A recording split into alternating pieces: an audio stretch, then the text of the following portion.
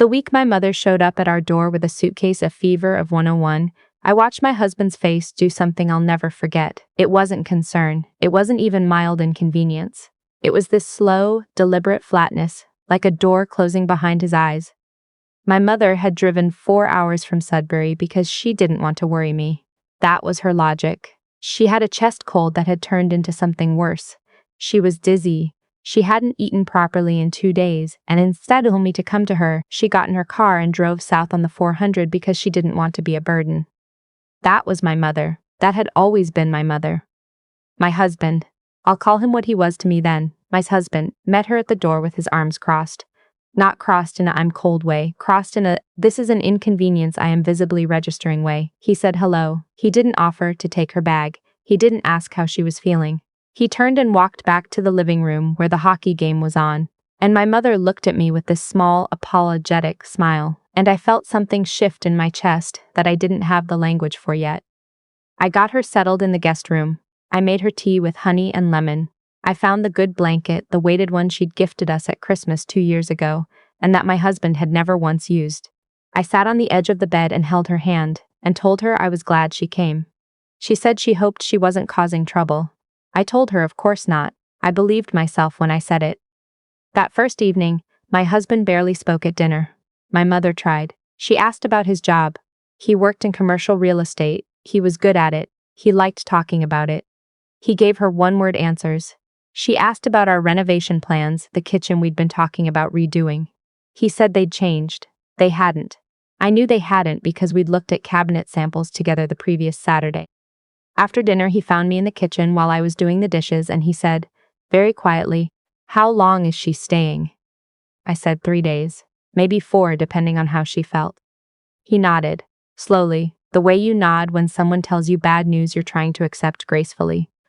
Then he went to bed at 9:15, which he never did, which I understood was a statement. The second day, my mother slept most of the morning. I worked from home. I'm a project coordinator at an engineering firm in Barrie, mostly remote, so I was at my desk in the second bedroom while she rested. My husband worked downtown, left early without making coffee, which again he always did, always. It was one of those small gestures I'd taken for granted without realizing it. The pot was cold when I went to get a cup at 7:30. My mother started feeling better by afternoon.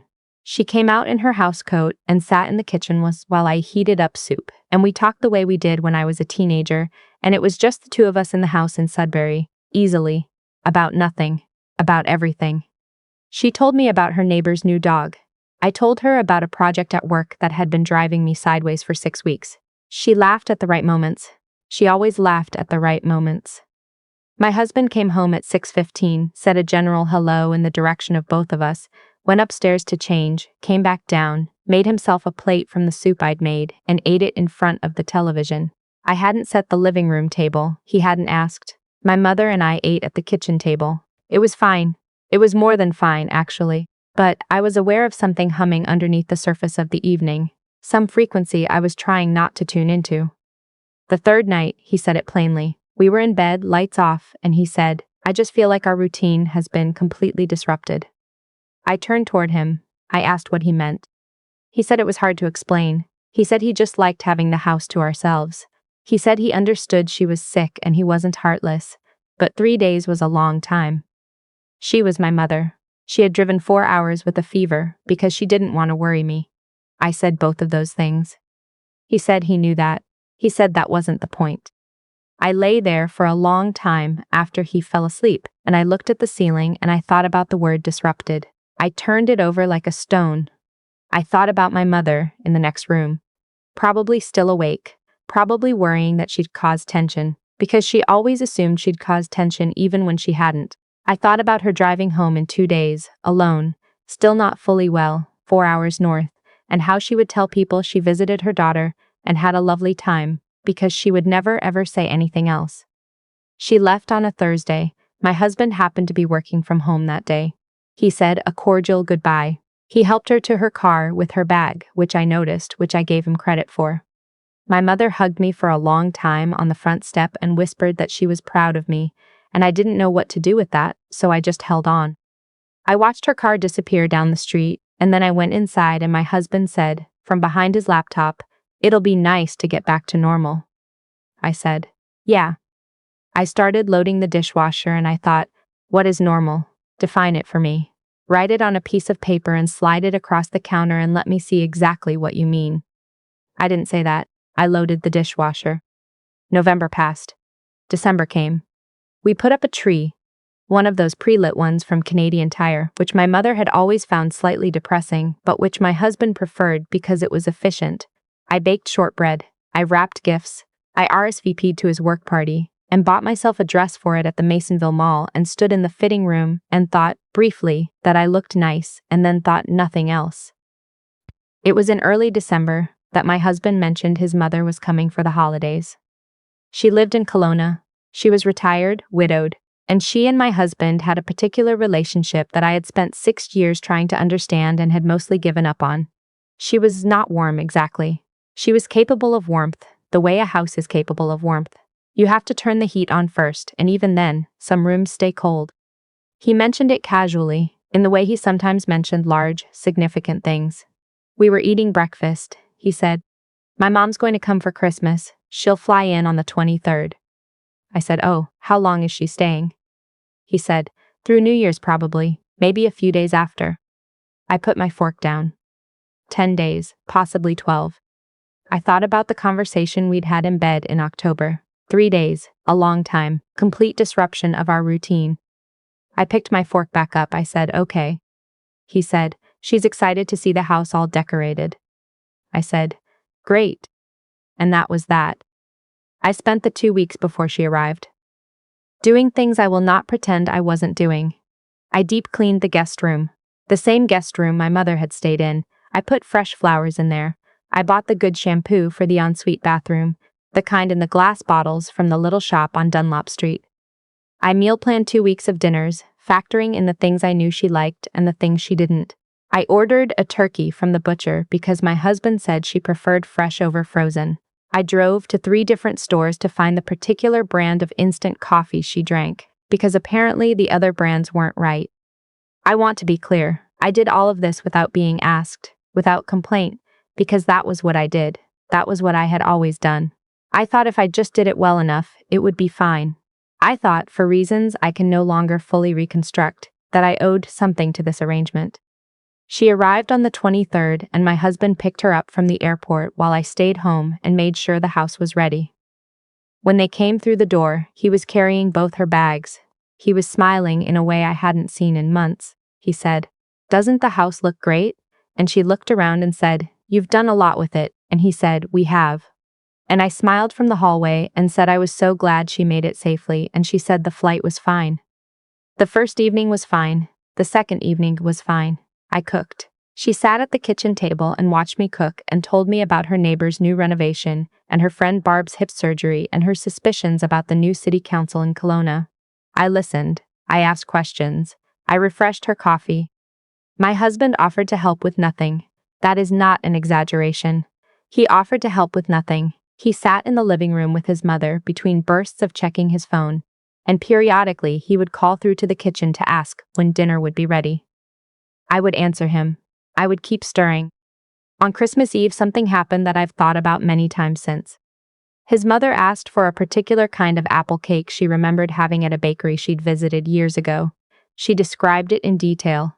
The texture, the spice, the way the top was almost like a crisp. My husband looked at me and said, "Do you think you could make something like that?" Not, "I'll look up a recipe." Not, "Maybe we could find a bakery that sells it." He looked at me. I said I could try. I spent most of Christmas Eve afternoon making that cake.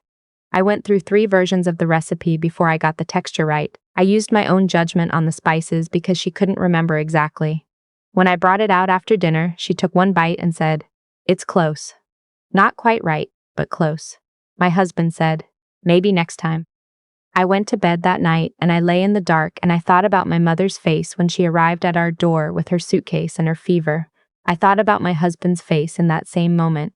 I thought about him driving 40 minutes to the airport to pick up his mother while I stayed home, to make sure the throw pillows were arranged correctly. I thought about him saying, my mother's 3-day visit had disrupted our routine. I thought about his mother being here for what was now looking like 11 days, and how the word disruption had never once been said. It was like a key turning in a lock, not loudly, not dramatically, quietly in the dark while he slept beside me. I didn't sleep much that night. Christmas Day was a performance. I made it good. I made the roast and the roasted vegetables, and the scalloped potatoes, and the cranberry sauce from scratch. Because the canned wasn't right, I set a beautiful table. I wore the green dress my mother had sent me as an early gift. His mother gave me a candle. A nice one, actually, from a good shop, and I thanked her genuinely. My husband gave me a gift card to Nordstrom. I gave him the watch he'd mentioned wanting, the one I'd ordered in November and had engraved on the back. After dinner, he and his mother watched a movie in the living room, and I cleaned up the kitchen alone. All of it. Alone. And while I was standing at the sink with my hands in hot water, I thought, if my mother had been here for Christmas, I wonder what that would have looked like. I wonder if he would have helped then either. I wonder if he would have said it was disrupting the routine. I think I knew the answer. I think I had known it for a while. The next morning, the 26th, Boxing Day, which his mother called the 26th, because she was from Ontario originally and had lived in BC long enough to lose the habit, I got up early. He was still asleep. His mother was still asleep. I made coffee. I sat at the kitchen table in the quiet of the house, in the thin winter light that came in sideways through the window over the sink, and I let myself think about it clearly for the first time. I thought about what a therapist friend of mine had said to me once, not in reference to my marriage specifically, just in conversation, that the clearest sign of an unfair dynamic is when the same behavior is treated differently depending on whose comfort is at stake. She'd said it about something completely unrelated. I'd filed it away without meaning to. It was at stake now, and it had been at stake in October, when my mother sat in the guest room and tried not to cough too loudly, and my husband said it felt like a disruption. I thought about what I wanted to do. I made a list in my head, which is what I do when I'm trying to be rational about something I feel very strongly about. Option 1, say nothing, finish out the visit, process it later. Option 2, have a conversation, risk ruining the rest of the holiday, create tension in the house. Option 3, do something that made it legible, made it real, made it impossible to just file away and move on from. I chose option 3. I went upstairs and I packed a bag.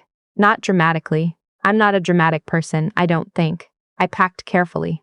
4 days worth of clothes, my skincare, my charger, my laptop, the book I'd been meaning to read. I called my friend Mackenzie, who lives in Orangeville, who had been telling me for 8 months that her spare room had my name on it. She picked up on the second ring.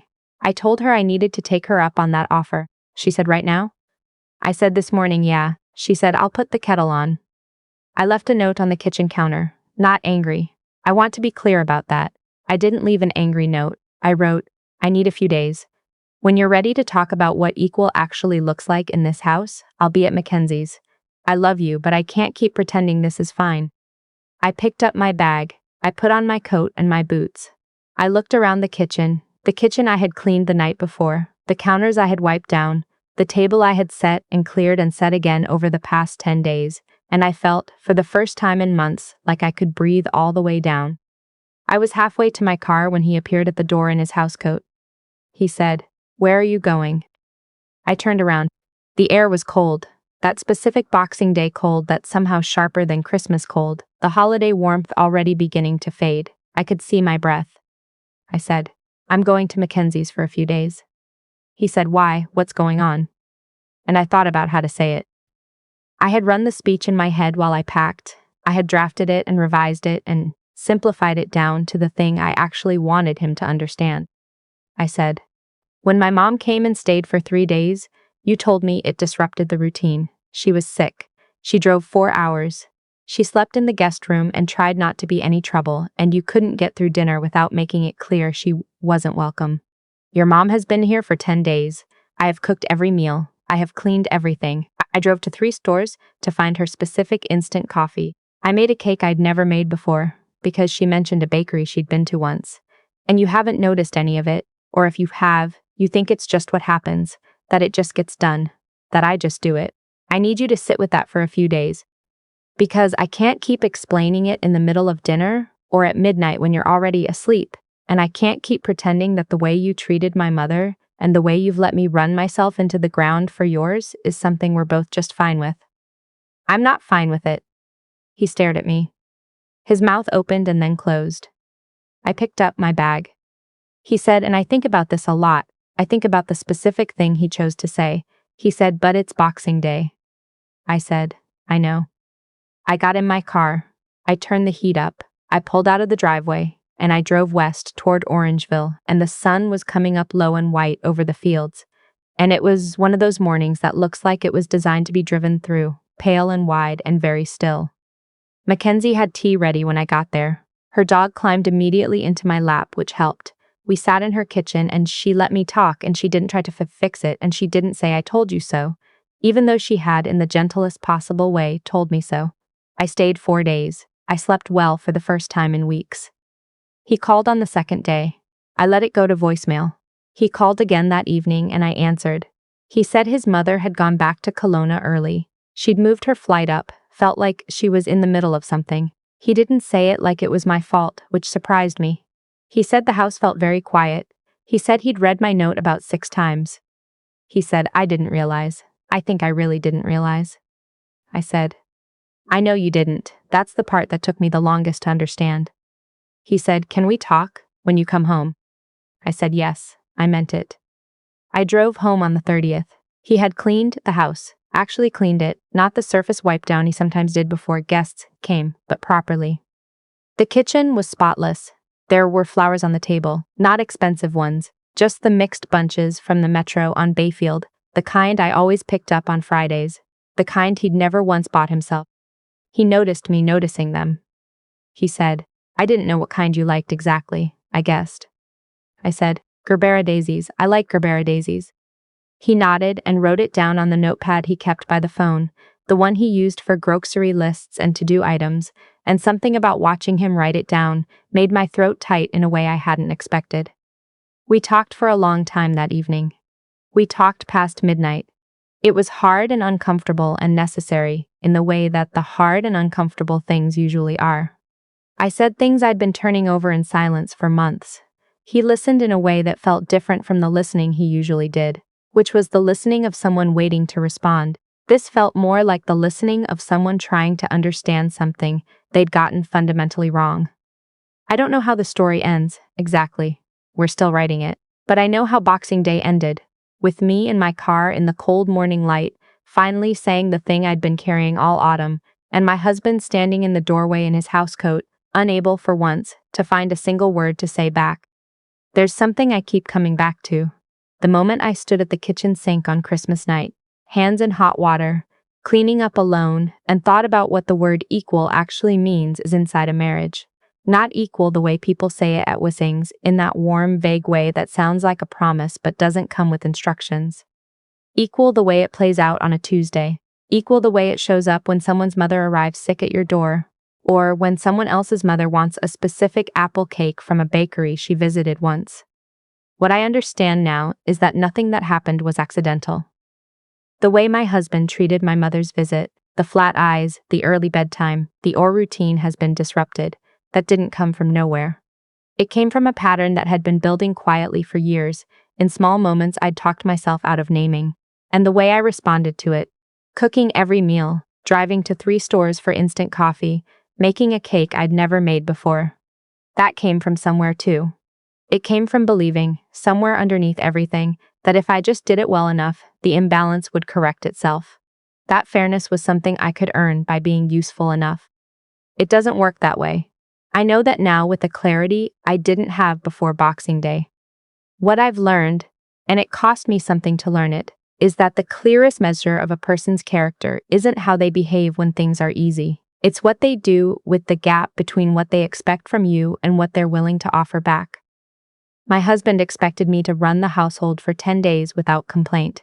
He expected warmth and meals and that specific instant coffee. And I gave it, because I thought that's what love looked like. But love without fairness isn't love. It's just labor with a nicer name. The courage it took to walk out that door on Boxing Day morning. I don't want to overstate it because it was just a bag, and a friend's spare room, and a 4-hour drive north. But I want to be honest about what it required. It required me to stop explaining myself in the middle of dinner, or at midnight when he was already asleep. It required me to say the thing clearly, out loud in the cold morning air, with my breath visible and my hands steady. That kind of honesty is harder than it sounds when you've spent years softening every edge, so no one gets upset. And what I found on the other side of it was not a resolution exactly. We're still figuring it out. But I found something I hadn't expected. I found that I could trust my own read on a situation, that I hadn't been imagining it, that the weight I'd been carrying was real, and putting it down, even briefly, even imperfectly, was the most intelligent thing I'd done in months. The flowers he bought when I came home, the Metro mixed bunch, because he didn't know I liked gerbera daisies, mattered more to me than the watch I'd bought him. Not because of the flowers themselves, because he wrote it down. He opened the notepad and he wrote down gerbera daisies, like it was something worth remembering. That's what I'd been waiting for, not perfection, just the willingness to pay attention. I think that's what it comes down to, in the end. The people who do right by us are the ones who stay curious about who we are, who keep learning us, even after they think they already know. And the ones who grow are the ones willing to be wrong about something they'd never examined before. I don't know yet which kind of story mine is, but I know which kind I'm hoping for.